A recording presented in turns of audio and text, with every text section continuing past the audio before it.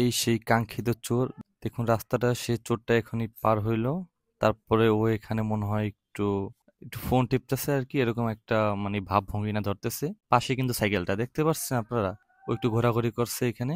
তারপরে আবার দাঁড়ানোর পর ও একটা জায়গায় একটু পাশেই অ্যাপার্টমেন্টের সামনে কিন্তু ওইখানেও দাঁড়ায় রয়েছে প্রায় অনেকক্ষণ যাবত, প্রায় 10 থেকে 15 মিনিট ওইখানে দাঁড়ায় রয়েছে ও।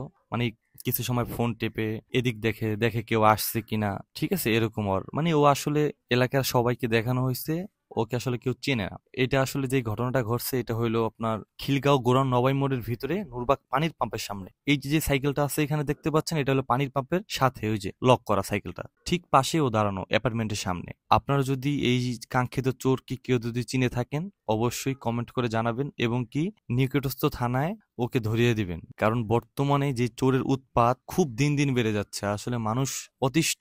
এই রাতে ঘুমানো জানা ডাকাতের ভয়ে মসজিদের মাইক দিয়ে ডাকাত ডাকাত আসছে ডাকাত আসছে এরকম, আবার চোরের উৎপাত, ঘরে ঢুকে ফোন নিয়ে যায়। কি যে একটা অবস্থা, দেশে একটা বিশৃঙ্খল অবস্থা। তাই আপনারা সকলেই সাবধান থাকবেন।